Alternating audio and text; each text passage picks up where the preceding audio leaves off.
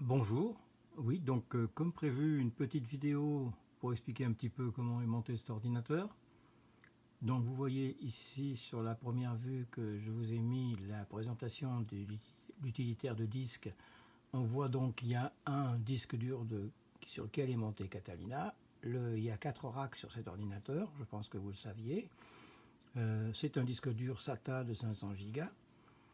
J'ai un second disque dur en High Sierra. J'ai monté High Sierra parce que High Sierra est un système qui tourne sous 64 bits mais qui accepte les applications 32 bits, alors que Catalina n'accepte que les 64 bits. J'aurais pu monter aussi Big Sur, mais bon, je l'ai laissé ici simplement en possibilité de montage avec tout ce qu'il faut sur le bureau. On voit qu'il y a le Big Mac de le paquet à installer et l'installeur du Big Sur qui fait 12 Go 21.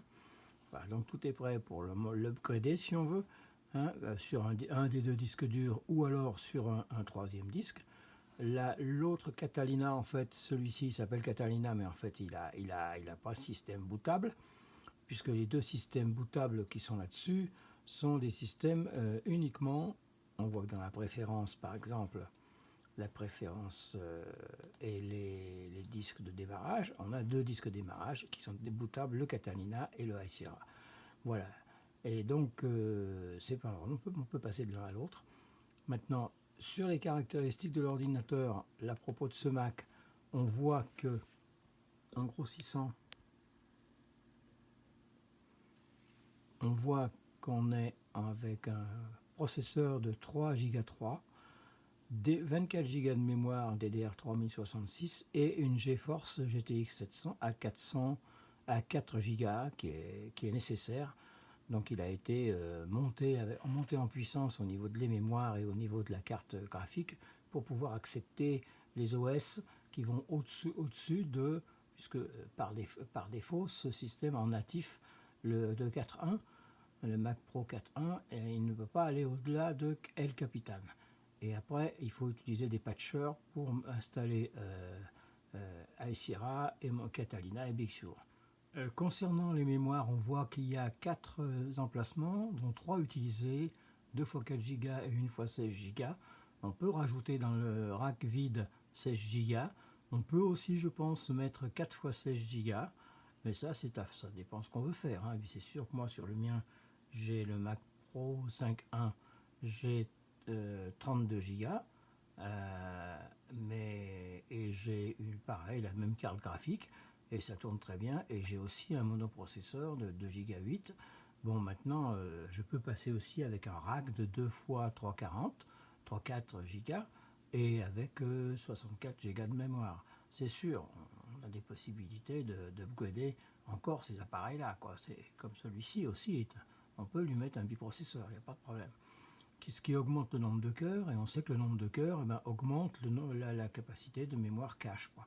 Donc on monte à des mémoires cache qui vous permettent de faire tourner de très grosses applications, vidéo, audio, des labos. Donc voilà, labos de montage, c'est quand même très puissant.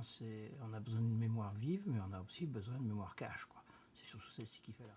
Le réseau, on voit que le réseau Wi-Fi fonctionne, il n'y a pas de problème, hein, il est monté sur mon routeur. On peut aller sur Internet. Là, si je monte par exemple Safari, on voit que je peux très facilement me retrouver sur Google.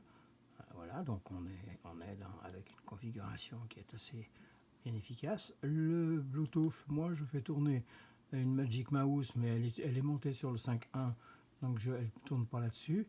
Mais bon, voilà, j'ai aussi monté une Microsoft Wedge en souris Microsoft, qui est une très bonne souris aussi pour tourner sous Apple. Enfin, voilà, donc des souris qui sont nativement reconnues en Bluetooth sans dongle, quoi, c'est-à-dire sans dongle USB. Donc ce qui est intéressant, ça ne bouffe pas des ports USB.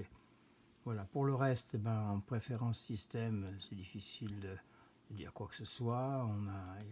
On peut parler du reste, mais enfin c'est sans les réglages de base d'un OS, quoi. Catalina, voilà, il a tout ça. on connaît bien le fonctionnement.